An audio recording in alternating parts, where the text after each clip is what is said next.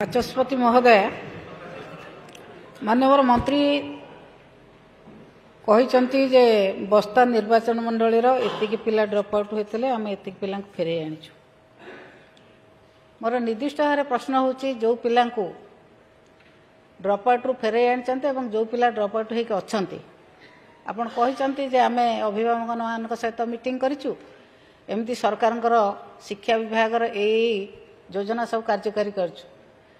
ଆ ଭିତରେ ଆପଣ ଗୋଟିଏ କାରଣ କହିବେ କି କାରଣ କ'ଣ ସେମାନେ ସ୍କୁଲକୁ ନ ଆସିବାର?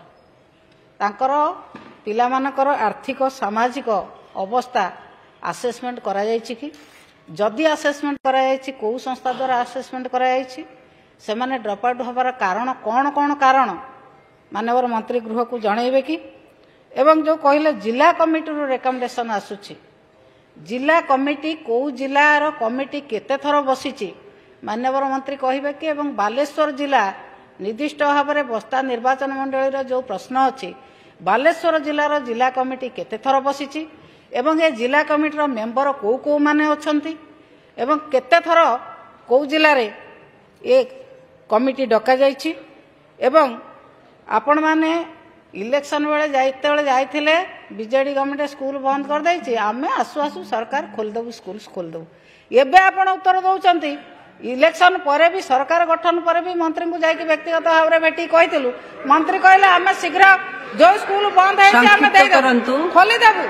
କିନ୍ତୁ ଏବେ ଆପଣ କହୁଛନ୍ତି କ୍ରାଇଟେରିଆ, ଯଦି କ୍ରାଇଟେରିଆ ତାହେଲେ ନିର୍ଦ୍ଦିଷ୍ଟ ଭାବରେ ଆମର ବିରୋଧୀ ଦଳର ଉପନେତା ଯେଉଁ ପ୍ରଶ୍ନ କଲେ ନିର୍ଦ୍ଦିଷ୍ଟ ଭାବରେ ଆପଣ କହିବା କି 20 ଜଣ ପିଲା ଯୋଉଠି କମ୍ ଅଛନ୍ତି, ନ୍ୟାଚୁରାଲ ବ୍ୟାରିୟର ଅଛି, ନଈ ନାଳ ଘେରା, ପାହାଡ଼ ଘେରା, ଜଙ୍ଗଲ ଘେରା ଯେଉଁ ଅଞ୍ଚଳ ଅଛି, ସେ ଅଞ୍ଚଳର ସ୍କୁଲକୁ କେବେ ସୁଦ୍ଧା ଖୋଲିବେ, କୋଉ ବ୍ୟବସ୍ଥା କରିବେ, ନିର୍ଦ୍ଦିଷ୍ଟ ଭାବରେ ମନ୍ତ୍ରୀ କହିବେ କି? मान्यवर मंत्री। मान्यवर बाचस्पति महोदया आमर वरिष्ठ विधायिका श्रीमती प्रमीला मल्लिक जो कथा कहले कि आमर जो सर्वे निश्चय आमर जो सर्वे एच स्कूल रे चाइल्ड ट्रैकिंग सर्वे, ये सर्वे आमर शिक्षक शिक्षयित्री माने डोर टू डोर जाइकी सर्वे करिसंती एवं जो पिला माने ड्रॉप आउट होउचंती कु कारण जगु से मान ड्रॉप आउट होउचंती, ये सबू कथा भी सर्वे रे रहिछि। बहुत सुंदर भाव रे ये सर्वे हेइछि।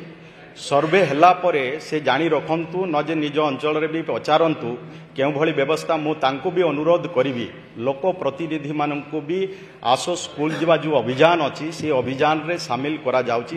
मु कहबि तांके भी तांकर भी दायित्व, तांके भी समस्तक अनुरोध सेमाने भी जाई किना आसो स्कूल जीवा अभियान रे शामिल हुअन्तु।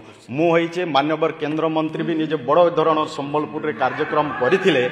जदि आपणकर स्कूल प्रति छात्र छात्री मानक प्रति एते जदि आपणकर अछि, आपण भी सेथिरे शामिल हुअन्तु एवं सेठिरे को कारण भी हेइछि। आउ तांको कोन कले से माने स्कूल को आसीबे, आमर तांकर पिता मातांको सहित जाइकी आलोचना करूछंती, आलोचना करी बुझे सचेतन करी सेमान को स्कूल को फेरी आनिबा पाए हेउछंती। राज्य रे जो कथा कहतिले 60,000 रु अधिक छात्र छात्री छात्र छात्री एमाने ड्रॉप आउट होइतिले मेन। आज 60,000 रु अधिक छात्र छात्री को मेन स्ट्रीम को अणा होइछि, विभिन्न जगह एडमिशन करेकी आसो स्कूल जीवा ये सबू आमर कार्यक्रम माध्यम रे 60,729 छात्र छात्री वर्तमान स्कूल को फेरी चंती। ये कार्य आम सरकार रे होइछि। एवं आपण पाखरे जो वर्तमान मो पाखरे आसीछि, आपण आमर जो सर्वे होइछि टोटाल सर्वे रे प्राय 1,83,216 छात्र छात्री जो माने कि ड्रॉप आउट होइछंती एवं सेथिरे आमे 60,729 को आज स्कूल को फेरे आनिछि। ये अभियान चालू रही। आगामी दिन रे आपण मानकर समस्तंक सहयोग रे आपण मान भी प्रयास करंतु केवल क्वेश्चन करदेले हब नाही आमर जो अभियान अछि से अभियान सहित आपण मान भी शामिल हुअंतु आ ड्रॉप आउट छात्र छात्री को स्कूल मान्यवर प्रश्नकर्ता